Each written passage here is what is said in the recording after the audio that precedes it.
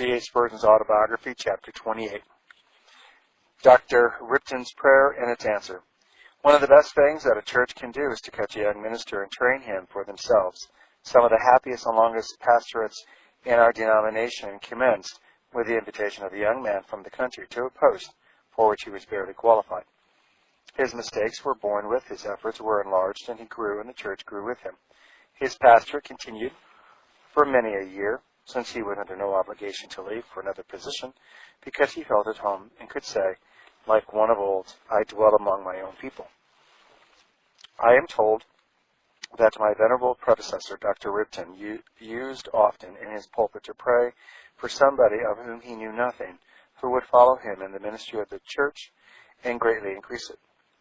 He seemed to have in his mind's eye some young man who, in after years, would greatly enlarge the number of the flock, and he often prayed for him. He died and passed away to heaven a year or two after I was born. Older members of the church have told me that they have read the answer to Dr. Ripton's prayers in the blessing that has been given to us these many years. CHS. The Christians, commonly called Baptists, are, according to my belief, the purest part of that sect which, of old, was everywhere spoken against. And I am convinced that they have, beyond their brethren, preserved the ordinances of the Lord Jesus as they were delivered unto the saints. I care very little for the historic church argument, but if there be anything at all in it, I plea ought not to be fenced by the clients of Rome, but should be left to that community which all along has held by one Lord, one faith, one baptism. The body of believers has not been exalted into temporal power or decorated with worldly rank, but it has dwelt for the most part in dens and caves of the earth, destitute, afflicted, tormented, and so has proved itself of the house and lineage of the crucified. The church which most loudly claims the apostolic succession wears upon her brow more of the marks of Antichrist than of Christ, but the afflicted Anti-Baptists in their past history, both to truth and freedom, that they need in nothing to be ashamed. Their very existence under the calamities and persecution of which they have endured is a standing marvel, while their unflinching fidelity to the Scriptures as their sole rule of faith and their adherence to the simplicity of gospel ordinances is a sure index of their Lord's presence among them. It would not be impossible to show that the first Christians who dwelt in this land were of the same faith and order as the believers now called Baptists. The errors of the churches are more or less modern, and those which have clustered around the ordinance of baptism are by no means so venerable for age as some would have us suppose. The evidence supplied by ancient monuments and baptisteries, which still remain, would be conclusive in favor, were it not that upon this point the minds of men are not very open to argument. Foregone conclusions and established ecclesiastical arrangements are not easily shaken.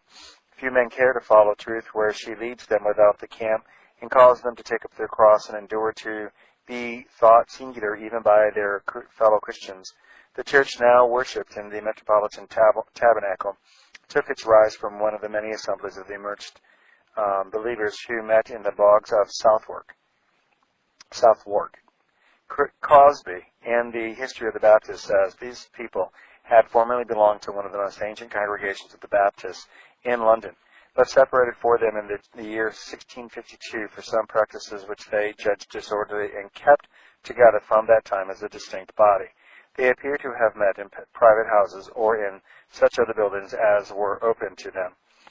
Their first pastor was William Ryder, which Crosby mentioned as a sufferer for conscience sakes, but he is altogether unable to give any further particulars of his life except that he published a small tract in vindication of the practice of laying of hands on the baptized believers. The people who were few in number, but they had the reputation of being men, solid judgment, deep knowledge, and religious stability, and many of them were also in easy circumstances as to worldly goods. Oliver Cromwell was just at that time in the ascent, and Blake's cannon were sweeping the Dutch from the seas. But the Presbyterian establishment ruled with a heavy hand, and the Baptists were under a cloud. In the following year, Cromwell was made protector, and the old Parliament was sent about its business, and England enjoyed a large measure of liberty of conscience. This seems to have been a period of much religious heart-searching, in which the ordinances of the churches were tried by the Word of God, and men were determined to retain nothing which was not sanctioned by divine authority. Hence, there were many public disputes upon baptism, and in consequence many became adherents of believers' immersion, and Baptist churches sprung up on all sides. Truth suffers nothing from free discussion. It is indeed the element in which it most freely exerts its power. I have personally known several instances in which sermons in defense of infant baptism have driven numbers to more scriptural views, and I have felt that if pseudo-Baptists will only preach upon the subject, Baptists will have little to do but to remain quiet and reap the sure results. It is a dangerous subject for any minister to handle who wish their people to abide by the popular opinion on this matter. How long William Ryder exercised the ministerial office, I am unable to tell, but the church's next record-bearing date, 1668, says, "The pastor, having been dead for some time, they unanimously chose Mr. Benjamin Keach to be their elder or pastor. Accordingly, he was solemnly ordained with prayer and laying on of hands, being then in the 28th year of his age. Previous to his coming to London, Keach was continually engaged in preaching in the towns of Buckinghamshire, making Winslow his headquarters, and so well did the good cause flourish under his zealous labors and those of others that the government quartered dragons in the district in order to put down unlawful meetings and stamp out dissent. The amount of suffering which this involved, the readers of the story of the Covenanting Times in Scotland can readily imagine. For publishing a little book, the children's instructor, Keach, was fined in prison and put in the pillory at Algarbury and Winslow. But he continued to labor in the country until 1668, when he came to London and very speedily was chosen pastor of the late Mr. Ryder's congregation. Benjamin Keach was one of the most useful preachers of his time, and for 36 years built up the Church of God with sound doctrine. Having been in his very earliest days an Arminian and having soon advanced to Calvinistic views, he preserved the balance in his preaching and was never a member of the exclusive school which deems it to be unsound to persuade men to repent and believe. He was by no means so highly Calvinistic as his great successor, Dr. Gill, but it evidently held much the same views as are now advocated from the pulpit of the Tabernacle. Nor must it be supposed that he was incessantly preaching upon believers' baptism and other points of denominational peculiarity. His teaching was sweetly spiritual, intensely scriptural, and full of Christ. Whoever else kept back the fundamental truths of our holy gospel, Benjamin Keach did not so. During the time of an indulgency issued by Charles II, the congregation erected a large meeting house capable of holding nearly 1,000 hearers at Goatyard's Passage, Fair Street, Horse-Lie Down, Southwark. And this is the first house of prayer actually set apart for divine worship, which I find that our church possessed. The joy of being able to meet in quiet to worship God, the delight of all assembling in as one church must have been great indeed. I have tried to imagine the cheerful salutations with which the brethren greeted each other when they were all gathered in the meeting house of timber and worshipped without fear of molestation. The architecture was not gorgeous, nor were the fittings luxurious, but the Lord was there, and this made amends for all. In all probability, there were no seats, for at that time most congregations stood, and pews were mentioned in after days as extras which persons erected for themselves and looked upon as their own property. Mr. Keach trained his church to labor in the service of the Lord. Several were by his means called into the Christian ministry, his own son Elias Keach among them. He was mighty at home and useful abroad. By his means other churches were founded and meeting houses erected. He was, in fact, as a pillar and brazen wall among the Baptist churches of his day, and was, in consequence, deservedly had in honor. He fell asleep July 16, 1704, in the 64th year of his age, and was buried at the Baptist burying ground in the park, Southwark. It was not a little singular that in after years the church over which he so amply presided should pitch its tent so near the place where his bones were laid, and the New Park Street should appear in her annuals as a well-beloved name. When Mr. Keach was upon his deathbed, he sent for his brother-in-law, Benjamin Stilton, and solemnly charged him to take care for the church which he was about to leave, and especially urged him to accept the pastoral office should it be offered to him by the brother. Mr. Stilton had already for some years helped his father-in-law in many ways, and therefore he was no new and untried man.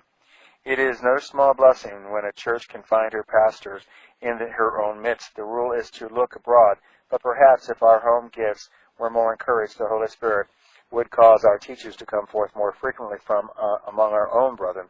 Still, we cannot forget the proverb about a prophet in his own country. When the church gave Mr. Stilton a pressing invitation, he delayed a while and gave himself space for serious consideration.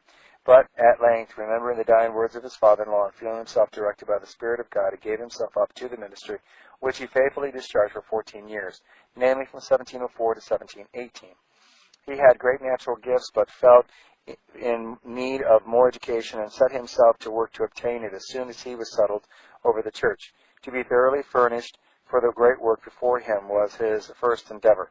Crosby says of him, he was a very painful and laborious minister of the gospel, and though he had not the advantage of an academic education, yet by his own industry, under the assistance of the famous Mr. Emsworth, author of the Latin Dictionary, after he had taken upon him the ministerial office, he acquired a good degree of knowledge in the languages and other useful parts of literature, which added luster to those natural endowments which were very conspicuous in him.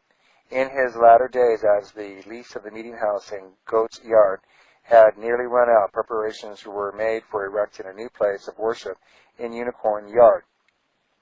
Spending himself in various works of usefulness, Mr. Stilton worked on till the 11th of February, 1718, when a close was put to his labor in his life. He was taken suddenly ill, saying to his wife, "I am going." He laid himself down upon the bed and expired in the 43rd year of his life. He smiled on death, for the Lord smiled on him. He was buried near his predecessor in the park, Southwark. That's Southwark. The loss of its pastor is always a serious matter to a Baptist church, not only because it deprives of the services of a well-tried and faithful guide, but because in the process of selecting a successor, some of the worst points of human nature are apt to come to the front. All may unite in their former pastor, but where will they find another rallying point? So many men, so many minds.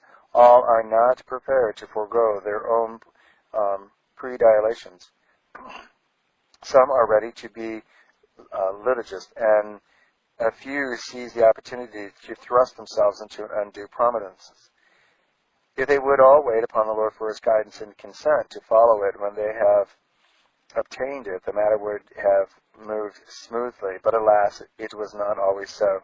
In the present instance, there came before the church an excellent young man, whose afterlife proved that he was well qualified for the pastorate, but either he was too young, being only 20 or 21 years of age, or there were certain points in his manner which were not pleasing to the older friends, and therefore he was earnestly opposed. The deacons, with the exception of Mr. Thomas Crosby, schoolmaster and son-in-law of Keach, were resolved that this young man, who was no other than John Gill from Ketherton, should not become the pastor. He found himself, however, warm and numerous supporters, and when the question came to a vote, his admirers claimed the majority, and in all probability their claim was correct, for the other party declined a scrutiny of the votes and also raised the question of the women's voting, declaring what was no doubt true, that apart from the female vote, John Gill was in the minority. The end of the differences was that about half of the church withdrew from the chapel in Goat Yard and met in Mr. Crosby's school room, claiming to be the old church, while another portion remained in the chapel and also maintained that they were the original church. The question is now of small consequence, if it ever had any importance, for the company who rejected Gill after selecting an excellent preacher and prospering for many years met with a checkered experience and at length ceased to exist. In all probability, the division promoted the growth of the cause of Christ, and wherever unhappy circumstances marred it, for a while both parties acted conscientiously, and in a very short time were perfectly reconciled to each other. Mr. Gill's people did not long worship in Crosby's schoolroom, but as the other friends were moving out and erecting another meeting house in Unicorn Yard, They came back to the old building and goat yard and found themselves very much at home. Dr. Gill's pastorate extended over no less a period of 51 years, reaching from 1720 to 1771, and he proved himself to be a true master in Israel. His entire ministry was crowned with more than ordinary success, and he was by far the greatest scholar the church had yet chosen. But he cannot be regarded as so great a soul winner as Kish had been. Neither was the church at any time so numerous under his ministry as under that of Kish. His method of address to sinners, in which for many years a large class of preachers followed him, was not likely to be largely useful. He cramped himself and was therefore straitened when there was no scriptural reason for being so. He does not appear to have had the public spirit of Stilton, though he had a far larger share of influence in the churches and was indeed a sort of archbishop over a certain section. The ordination discourses and funeral services which he preached must have amounted to a very large number. It seemed as if no particular Baptist minister could be properly induced or inferred without Dr. Gill's officiating. In the beginning of the year 1719, the church at Horselydown invited him to preach with a view to the pastorate, and he was ordained March 22nd, 1720. Little did the friends dream what sort of a man they had thus chosen to be their teacher. But had they known it, they would have rejoiced that a man of such vast eruption, such indefatigable industry, such sound judgment, and such sterling honesty had come among them. He was to be more mighty with his pen than Kish, and to make a deeper impression upon his age, though perhaps with the tongue he was less powerful than his eminent predecessor. Early in his ministry, he had to take up the Cudgels for Baptist views against the pseudo-Baptist preacher of Royal, that's R-O-W-E-L, Royal, near Keddington, and he did so in a manner worthy of the Ulam which Toplady passed upon him in reference to other controversies, which he compared him to Marlborough, and declared that he never fought a battle without winning it. As a pastor, he presided over the flock with dignity and affection. In the course of his ministry, he had some weak, some unworthy, and some very wicked persons to deal with. To the feeble of the flock, he was an affectionate friend and father. He readily bore with weaknesses, failings, and infirmities, and particularly when he saw that they were sincerely on the Lord's side. In 1757, the church under his care erected a new meeting house for him in Carter Lane, St.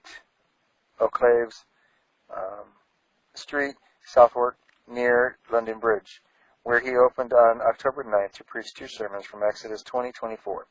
In the doctor's later years, the congregation was sparse and the membership seriously declined. He was himself only able to preach once on the Sabbath, and living in a rural retreat in Clamberwell, he could do but little in the way of overseeing the church. It was thought desirable that some young minister should be found to act as co-pastor. To this, the doctor gave a very decided answer in the negative, asserting that Christ gives pastors is certain, but that he gives co-pastors is not so certain. He even went the length of comparing a church with a co-pastor to a woman who should marry another man while her first husband lived, and called him co-husband. Great men are not always wise. However, by his stern reputation of any division of his authority, the old gentleman held the reins of power till the age of 74, although the young people gradually dropped off and the church barely numbered 150 members. Soon the venerable division became too feeble for pulpit service and confined himself to his study and the writing desk, and by he found that he must lay down to rest, for his day's work was done. He died as he lived, in a calm, quiet manner, resting on that rich sovereign grace which it had been his joy to preach. The last words he was heard to speak were, "O my Father, my Father." He died at Clamberwell, October 14, 1771, and was buried in Bunhill Fields. His eyesight had been preserved to him so that he could read small print by candlelight even to the last, and he never used glasses. He was a mind and frame of singular vigor, and he died before failing sight, either mental or physical, had rendered him unfit for service. In this, as highly favored as he had been in most other respects, He was one of the most learned men of the Baptist denomination has ever produced. His great work, the exposition of the Old and New Testament, is still held in the highest esteem, even by those whose sentiments widely differ from the author's. His Body of Divinity is also a masterly condensation of doctrinal and practical theology, and his Cause of God and Truth is highly esteemed by many. The system of theology with which many identify his name has chilled many churches to the very soul, that it has led them to admit the free invitation of the gospel and so deny that it is the duty of sinners to believe in Jesus. But for this, Dr. Gill must not be altogether held responsible, for a candid reader of the commentary will soon perceive in it expressions altogether out of accord with such a narrow system. And it is well known that when he was dealing with practical godliness, he was so bold in his utterances that the devotees of hyper-Calvinism could not endure him. "Well, sir," said one of these, "if I had not been told that it was the great Dr. Gill who preached, I should have said I had heard in Armenian." The mighty commentator, having been followed to his grave by his attached church and numerous company of ministers and Christian people, among whom he had been regarded as a great man and a prince in Israel, his church began to look around for a successor. This time, as the case of Dr. Gill, there was trouble in store, for there was division of opinion. Some, no doubt, as true Gillianites, looked only for a solid, divine, sound in doctrine who would supply the older saints with spiritual food, while another party had an eye to the growth of the church, to the securing of the flock, the younger members of their families. They were agreed that they would write to Bristol for a probationer, and Mr. John Rippon was sent to them. He was a youth of some 20 summers, a vivacious temperament, quick and bold. The older members judged him to be too young and too flighty. They even accused him of having gone up the pulpit stairs 2 steps at a time on some occasions when he was hurried, a grave offense for which the condemnation could hardly be too stern. He was only a young man and came from an academic, and this only was enough to make the sounder and older members afraid of him. He preached for a lengthened time on probation, and finally some 40 persons withdrew because they could not agree with the enthusiastic vote by which the majority of the people elected him. John Rippon modestly expressed his wonder that even more had not been dissatisfied, and his surprise that so large a number were agreed to call him to the pastorate. In the spirit of forbearance and brotherly love, he proposed that, as these friends were succeeding for conscience sake, and indeed to form themselves into another church, they should be lovingly dismissed with prayer and Godspeed, and that as a token of fraternal affection they should be assisted to build a meeting house for their own convenience, and the sum of £300 should be voted to them when their church was formed and their meeting house erected. The promise was redeemed, and Mr. Rippon took part of the ordination service of the first minister. This was well done. Such a course was sure to secure the blessing of God. The church in Dean Street thus became another offshoot from the parent stem, and with varying conditions it remains to this day as the church in Trinity Street, Borough. It is somewhat remarkable, as illustrating the perseverance of human judgment, that the succeeding friends who objected to Rippon's youth elected for their pastor Mr. William Button, who was younger still but only 19 years of age. His father, however, was a deacon under Dr. Gill, and therefore no doubt the worthy youth was regarded with all the more tenderness, nor did he disappoint the hopes of his friends, for he labored on for more than 40 years with the utmost acceptancy. Their friends who remained with young John Rippon had no reason to regret their choice. The tide of prosperity set in and continued for half a century, and the church again came to the front in denominational affairs. The chapel in Carter Lane was enlarged, and the various agencies and societies set in motion. There was, in fact, a real revival of religion in the church, though it was of that quiet style which became a Baptist church of the straightest sort. Rippon was rather clever than profound. His talents were far inferior of those of Gill, but he had more tact, and so turned his gifts to the greatest possible account. He said many smart and witty things, and his preaching was always lively, affectionate, and impressive. He was very popular in the best sort of the term, beloved at home, respected abroad, and useful everywhere. Many souls were won to Jesus by his teaching, and out of these, a remarkable number became themselves ministers of the gospel. The church book abounds with records of brethren preaching before the church, as the custom was in those days.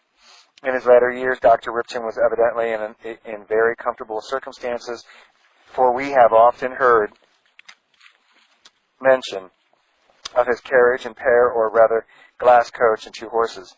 His congregation was one of the wealthiest within the pale of the nonconformity, and always ready to aid the various societies which sprung up, especially the Baptist Foreign Mission and a certain Baptist Itinerary Society, which I suppose to have represented the Baptist Home Mission.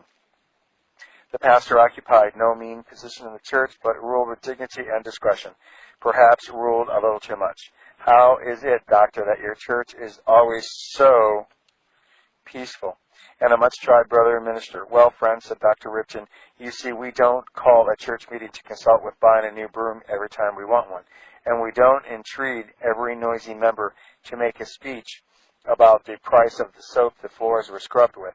In many of our smaller churches, a want of common sense is very manifest in the management, and trouble is invited by the foolish methods of procedure.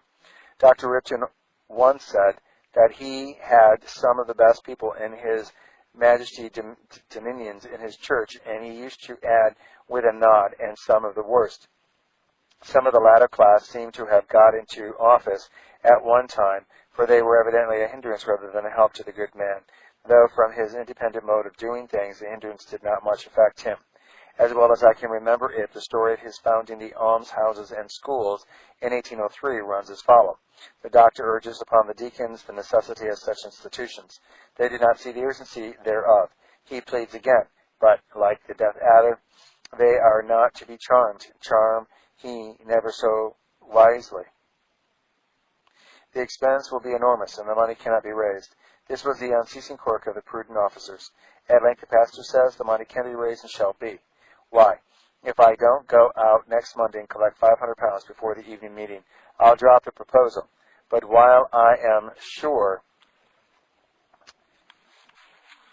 the people will take up the matter heartily, I will not be held back by you. Disputes in this case were urged in very plain language with no degree of bitterness. For the parties knew each other and had too much mutual respect to make their relationships in the church dependent upon a point of difference. All were agreed to put the doctor to the test and challenge him to produce the £500 next Monday, or cease to importune them with almshouses. The worthy slow coaches were up to time on the appointed evening, and the doctor soon arrived. Well, brethren, said he, I have succeeded in collecting £300. That is most encouraging, is it not? But, said 2 or 3 of them at once in a hurry, you said you would give £500 to drop the matter, and we mean to keep you to your word. By all means, said he, and I mean to keep my word too, for there is £300 which the friends gave me almost without asking, and the rest is nearly all promised. The prudent officials were taken back, but recovering themselves, they expressed their great pleasure, and would be ready to meet the pastor at any time to arrange for the extending of the funds. No, no, my brethren, said the doctor, I shall not need your services. You have opposed me all along, and now I have done the work without you. You want to have your say in it to hinder me still, but neither you nor any other deacon shall plague a minister about this business. So, brethren, you can attend to something else. Accordingly, the old trust deeds of the almhouses had a cause in the effect that the pastor should erect the pensioners, no deacon interfering. When the time came for removing the almhouses and schools to the fine block of buildings erected by our friends in the Station Road, Walworth, near the Elephants and Castle Railway Station, I had great pleasure in introducing the charity commissioners to expunge his objectionable cause and to give the pastor and deacons unitedly the power to select the objects of the charity. Dr. Rippon continued in the pastoral from 1773 to 1836, a period of 63 years.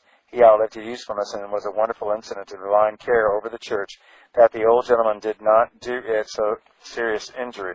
He retained the will to govern after the capacity was gone, and he held his power over the pulpit, though unable to occupy it to profit. Supplies who came to preach for him were not always allowed to officiate, and when they did, the old minister's remarks from his pew were frequently more quaint than agreeable.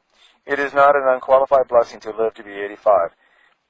During the last few months, Mr. Charles Room, from the doctor's full approbation, acted as his assistant, but he resigned upon the decease of Dr. Rippon. He left with the esteem and good wishes of the church, and afterwards exercised a useful ministry at Port Sea. In 1836, years before Dr. Ripton's death, the old sanctuary in Carter Lane was closed, to be pulled down for making the approaches to the present London Bridge. Due compensation was given, but a chapel could not be built in a day, and therefore for 3 years the church was without a home, and had to be indebted to the hospitality of other congregations. After so long a time for choice, the good deacons ought to have pitched upon a better site for the new edifice, but it is not judging them hardly when I say that they could not have discovered a worse position. If they had taken 30 years to look about them for the design of burying the church alive, they could not have succeeded better. New Park Street is a low-lying sort of lane close to the bank of the River Thames, near the enormous breweries of Monsignors Barclay and Perkins, the vinegar factories of Mr. Potts, and several large boiler works. The nearest way to it from the city was over Southwark Bridge, with a toll to pay. No cabs could be had within about half a mile of the place, and the region was dim, dirty, and destitute, and frequently flooded by the river at high tides. Here, however, the new chapel must be built because the ground was a cheap freehold, and authorities were destitute of enterprise and would not spend a penny more than the amount in hand. That God is infinite mercy forbade the extinction of the church is no mitigation of the short-sightedness with thrust a respectable community of Christians into an out-of-the-way position, far more suitable for a tailor's melter's business than for a meeting house. The chapel, however, was a neat, handsome, commodious, well-built edifice, and was regarded as one of the best Baptist churches in London. Dr. Rippon was presented at the opening of the new house in 1833. But it was very evident that, having now found a place to meet in, the next step must be to find a minister to preside over the congregation. This was no easy task, for the old gentleman, though still revered and loved, was difficult to manage in such matters. Happily, however, the deacons were supremely juristic, and having kept the church out of all rash expenditures, they also preserved it from all haughty actions and tided over affairs till the worn-out pastor passed away in his rest, and with due funeral honors was laid in the Campo Sancto of the Nonconformists, the cemetery on Bunhill Fields, of which it had been his ambition to become the historian and chronologer. There are thousands in heaven who were first led to love the Savior by his earnest exhortations. He quarried fresh stones and built the church. He molded its thought and directed its energies. Without being great, he was exceedingly useful, and the period in which he was one of the judges of our Israel was one of the great prosperities in spiritual things. It was a good 63 years, and with the previous pastorate of Dr. Gill, enabled the church to say that during 117 years they had been presided over by 2 ministers only. The next pastor was Mr. now Dr. Joseph Angus, a gentleman whose career since he left us to become the secretary of the Baptist Missionary Society, and afterwards the tutor of Stepney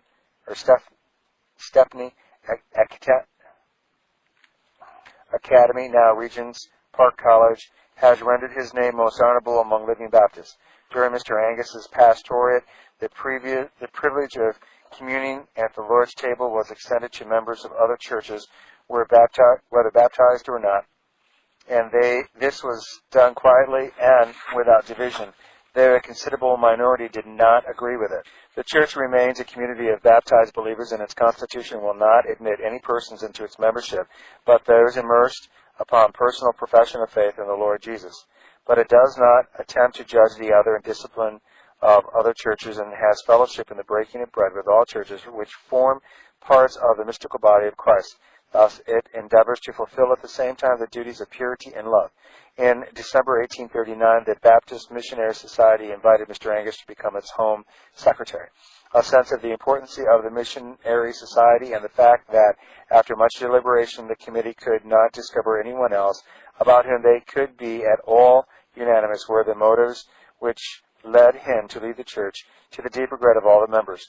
After the removal of Dr. Angus, the church was happily directed to hear Mr. James Smith, whose ministry in Cheltenham was an abundant guarantee that he was likely to prove the right man to collect a congregation in New Park Street. He was pastor for about 8 years and a half, from 1841 to 1850, and then returned to Cheltenham, from which many of his best friends were of opinion that he ought never to be removed. He was a man of slender education, but of great natural ability, sound in the faith, intensely earnest, and a ready speaker. Few men have ever been more useful than he. In July 1851, the church invited the Reverend William Walters of Preston to become the pastor, but as he understood the deacons to intimate to him that his ministry was not acceptable, he tendered his resignation, and although requested to remain, he judged it more advisable to remove to Halifax in June 1853, thus closing a ministry of 2 years. These changes sadly diminished the church and marred its union. The clouds gathered heavily, and no sunlight appeared. But the Lord had not forgotten his people, and in due time he poured them out such a blessing that there was not room to receive it. Let me tell once of the pleasing story. On the last Sabbath morning in November 1853, I walked according to my wont from Cambridge to the village of Waterbeach in order to occupy the pulpit of a little Baptist chapel. It was a country road, and there were 5 or 6 honest miles of it, which I usually measured each Sunday foot by foot, unless I happened possibly venture further because of the enormous expense which would have been incurred by driving through the toll gate at Milton. That winter's morning I was all aglow with my walk and ready for my pulpit exercises. Sitting down in the table pew, a letter bearing the postmark of London was passed to me. It was an unusual missive, and was opened with curiosity. It contained an invitation to preach at New Park Street Chapel, Southwark, the pulpit of which had formerly been occupied by Dr. Rippon, the very Dr. Rippon whose hymn book was then before me upon the table, the great Dr. Rippon, out of whose selections I was about to choose the hymns for our worship. The late Dr. Rippon used to hover over me as an immensely great man, the glory of whose name covered New Park Street Chapel and its pulpit with all unspeakable. I quietly passed the letter across the table to the deacon who gave up the hymns, observing that there was some mistake and that the letter must have been intended for a Mr. Spurgeon who preached somewhere down in Norfolk. He shook his head and remarked that he was afraid there was no mistake, as he always knew that his minister would be run away with by some large church or other, but that he was a little surprised that the Londoners should have heard of me quite so soon. Had it been Cottenham or St. Ives or Huntingdon, he said, I should not have wondered at all, but going to London is rather a great step from this little place. He shook his head very gravely, but the time had come for me to look out the hymns. Therefore the letter was put away, and as far as I can remember, was the day quite forgotten. The next day, this answer was sent to the letter from the London Deacon, number 60 Park Street, Cambridge, November 28, 1853.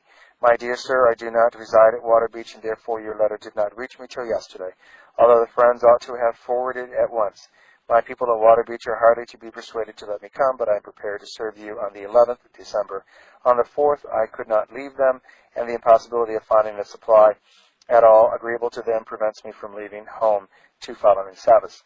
I have been wondering very much how you could have heard of me, and I think I ought to give some account of myself, lest I should come and be out of my right place. Although I have been for more than 2 years minister of a church which has in that time doubled, yet my last birthday was only my 19th. I have hardly ever known what the fear of man means, and have all but uniformly had large congregations and frequently crowned ones. But if you think my ears would unqualify me for your pulpit, then by all means I entreat you, do not let me come. The great God, my helper, will not leave me to myself. Almost every night for 2 years I have been aided to proclaim his truth. I am therefore able to promise you for the 11th, and should you accept this offer, I will come on Saturday afternoon and return on Monday. As I shall have to procure a supply, an early answer will oblige. Yours most truly, C.H. Spurgeon. In due time came another epistle, setting forth that the former letter had been written in perfect knowledge of the young preacher's age, and had been intended for him and him alone. The request for the former letter was repeated and pressed, a date mentioned for the journey to London, and a place appointed at which the preacher would find lodging. That invitation was accepted, and the result thereof, the boy preacher of the Fens traveled to London. Though it is so long ago, yet it seems but yesterday that I lodged for the night at the boarding house in Queen Square, Bloomsbury, to which the worthy deacon had directed me. As I wore a huge black satin stock and used a blue handkerchief with white spots, the young gentleman of that boarding house marveled greatly at the youth from the country who had come up to preach in London, but who was evidently in the condition known as a vagrant green. They were mainly of the evangelistic church persuasion, and seemed greatly tickled that the country lad should be a preacher. They did not propose to go and hear the youth, but they seemed to tactfully agree to encourage me after their own fashion, and I was encouraged accordingly. What tales were narrated of the great divines of the metropolitans and their congregations! One, I remember, had 1,000 city men to hear him. Another had his church filled with thoughtful people, such as could hardly be matched all over England, while a third had an immense audience almost entirely composed of the young men of London, who were spellbound by his eloquence. The study which these men undertook in composing their sermons, their Herculean toils in keeping up their congregations, and the matchless orator which they exhibited on all occasions, were duly rehearsed in my hearing, and when I was shown to bed in a cupboard over the front door, I was not in an advantaged condition for pleasant dreams. New Park Street hospitality never sent the young minister to the faraway hired room again. But assuredly, that Saturday evening in the London boarding house was about the most depressing agency which could have been brought to bear upon my spirit. On the narrow bed I tossed in solitary misery and found no pity. Pitiless was the grind of the cabs in the street, pitiless the recollection of the young city clerks whose grim propriety had glazed upon his rusticity with such amusement, pitiless the spare room which scarcely afforded me space to kneel, pitiless even the gas lamps which seemed to wink at me as they flickered amidst the December darkness. I had no friends at all in that city full of human beings, but felt myself to be among strangers and foreigners, and hoped to be helped through this scrape into which I had been brought, and to escape safely in the scenes abode of Cambridge and Waterbeach, which then seemed to be Eden itself. The Sabbath morning was clear and cold, and I wended my way among Helborn hills towards Blackfriars and certain tortuous lanes and alleys at the foot of Southwark Bridge. Wondering, praying, fearing, hoping, believing, I felt all alone, and yet not alone. Expecting the divine help and inward borne down on my sense of the need of it, I traversed a dreary wilderness of brick to find the spot where my message was to be delivered. One text rose to my lips many times, I scarcely know why. He must needs go through Samaria. The necessity of our Lord's journey in a certain direction is no doubt repeated in his servants, and as my journey was not of my seeking and had been by no means pleasing so far as it had gone, the one thought of a needs be, for it seemed to overtop every other. At sight of New Park Street Chapel, I felt for a moment amazed at my own timidity, for it seemed to my own eyes to be a large, ornate, and imposing structure, suggesting an audience wealthy and critical, and far removed from the humble folk to whom my ministry had been sweetness and light. It was early, so there was no persons entering, and when the set time was fully come, there were no signs to support the suggestion raised by the exterior of the building, and I felt that, by God's help, I was not yet out of my depth, and was not likely to be with so small an audience. The Lord helped me very graciously, and I had a happy Sabbath in the pulpit and spent the interval with warm-hearted friends, and when at night I trudged back to the Queen Square narrow lodging, I was not alone, and I no longer looked at Londoners as flinty-hearted barbarians. My tone was altered. I wanted no pity of anyone. I did not care a penny for the young gentlemen's lodgers and their miraculous ministers, nor for the grind of the cabs, nor for anything else under the sun. The line had been looked at all round, and his majesty did not appear to be a tenth as majestic as when I had only heard him roar miles away. The friend who walked back with Mr. Spurgeon to his lodging in Queen Square at the close of the first Sabbath evening service at New Park Street Chapel was Mr. Joseph Passmore. That walk was the prelude of a lifelong friendship and happy association in the church work and the publication of the beloved pastor's many works. The following is the first letter ever written by Mr. Spurgeon to his friend and is included in an autobiography through the kindness of his eldest son and namesake, Mr. Joseph Passmore. May 17, 1854. My dear brother, I am extremely obliged to you for your kind presence. I find that all the kindness is not in the country, some at least grows in the town, and if nowhere else, it is to be found in the house in Finsbury. It is sweet to find oneself remembered. I trust the harmony between us may never receive the slightest jar, but continue even in heaven. We have, I trust, just commenced a new era, and by God's blessing we will survive to make it a glorious one of our church. Oh, that our hopes may be all realized. I feel assured that your constant prayers are going up fervently to heaven. Let us continue wrestling, and the wished-for blessing may arrive. With Christian regards to you and Mrs. Passmore, I am yours most truly, C.H. Spurgeon. This has been read by Peter John Parisi, also known as Brian Dean. None of my audios are copyrighted. Please feel free to make as many copies as you desire to the glory of God.